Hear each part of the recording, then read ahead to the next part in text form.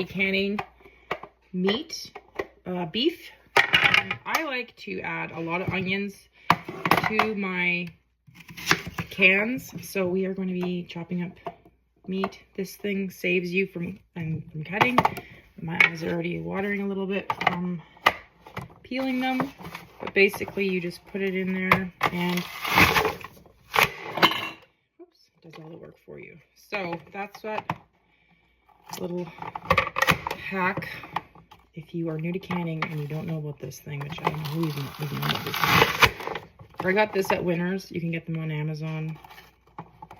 You can get them probably anywhere. Little kitchen stores. This isn't even a very good one, but I just cut up 3 onions in a very short period of time. And they can go into my jars right away.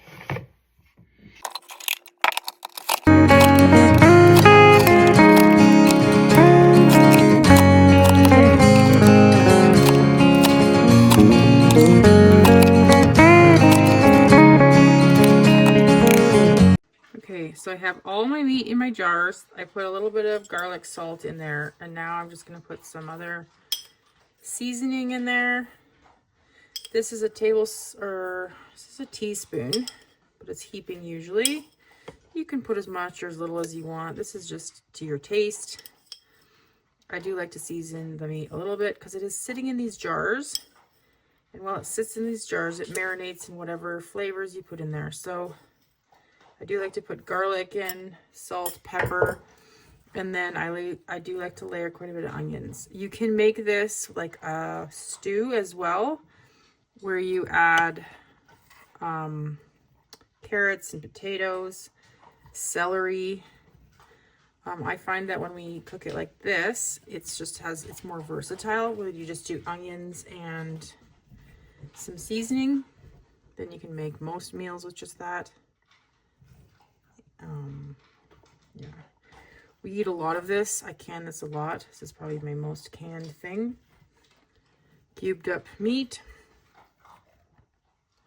I find this better than ground beef. We don't eat a lot of ground beef, but we do eat a lot of cubed meat.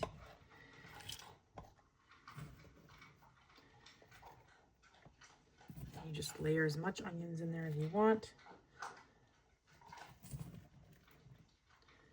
This is good because I'm cleaning out my freezer and I'm cleaning out the onions. I have a huge, 20-pound bag of them that I have to get rid of pretty soon because our cabin we don't have a cold room right now, and our cabin gets quite warm when the wood stove's on, and the onions don't last as long as they would if we had a cold room, which is coming when we build the house. So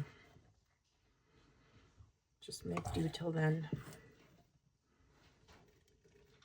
With this, you can also add water to it and let all the way up to the top. It'll make its own broth. You can also just do nothing and just dry can it. I like to add a little bit of liquid to it. Sometimes I put liquid to the top. I've gotten so comfortable with canning that I just do whatever I feel like doing that day. So it doesn't really matter. I think that the meat stays together. You can sear these too before you can them on the stove, but I just I don't see the huge benefit, and it's a lot more work. So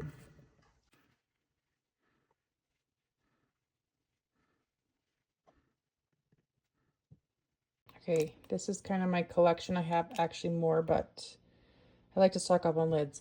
So these are actually gem jars. So this is a different kind of jar than what we're using today.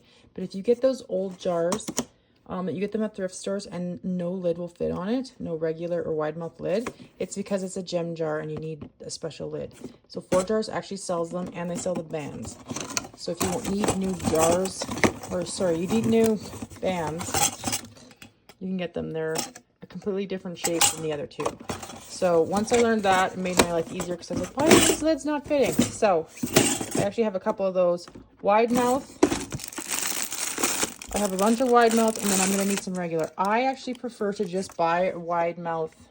I've already cleaned these with vinegar, so I prefer to buy wide mouth jars if I'm going to be buying new, because they're a lot easier to put food in, take food out of, even more importantly.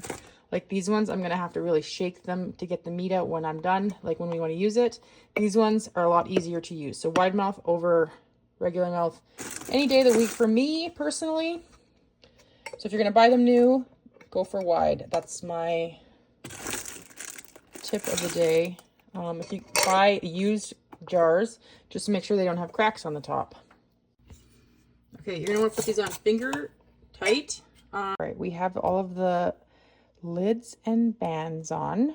Lids and bands. I did the vinegar. I did all the things. These 4 I added water to, just up to the 1 inch mark. Like, so there's 1 inch headspace. These ones I did not. So we're going to see the difference. I'm going to mark these somehow so that I can tell the difference, because maybe you can't even tell the difference because the meat does give off juices. And we're going to get these in the pressure canner.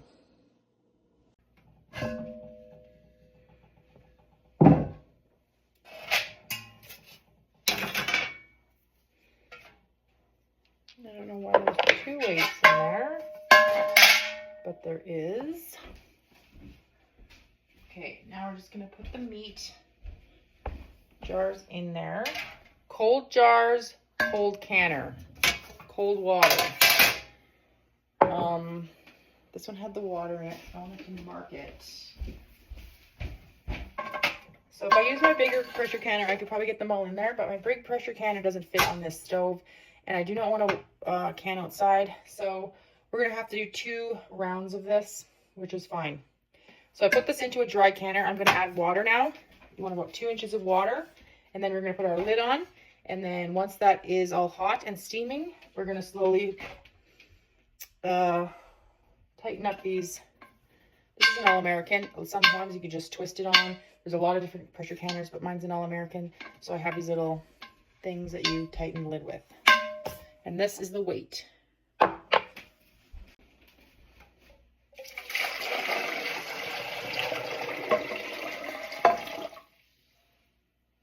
Okay, so the water level is roughly here.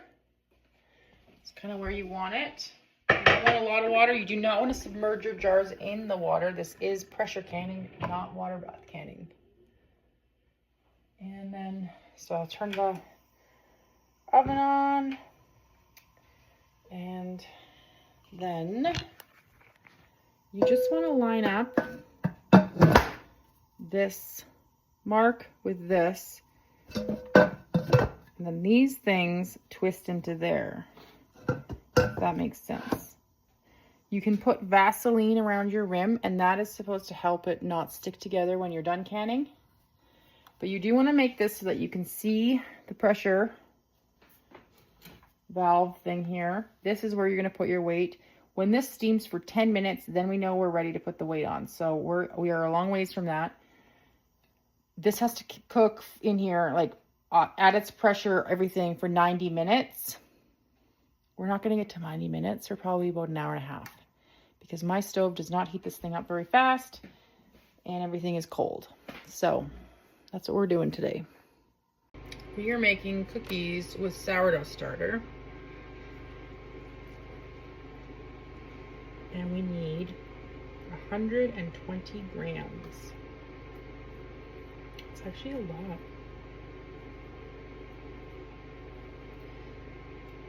It's a little bit too much.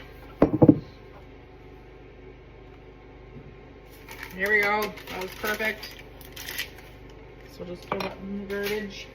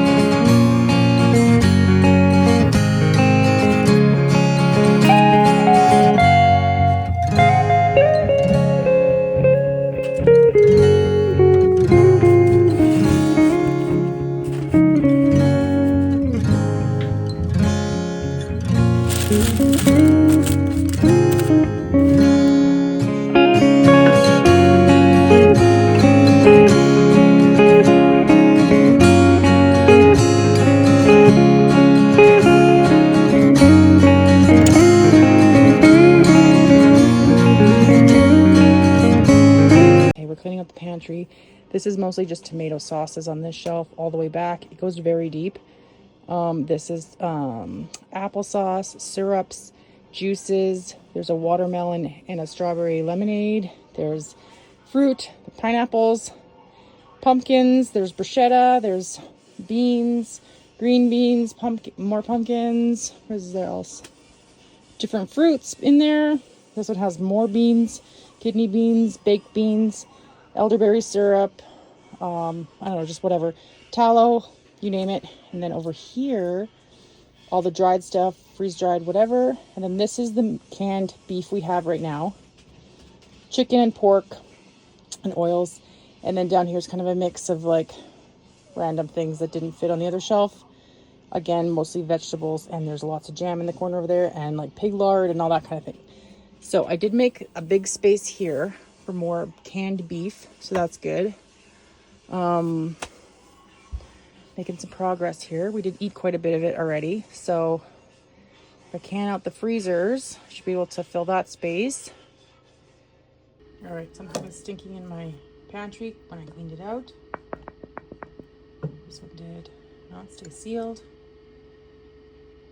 See that? It looks okay at the top, but like, nuh-uh. This is why we won't get botulism from canning, because you don't eat the food that's gone bad. That's the only way you can get it. This one too went bad. So.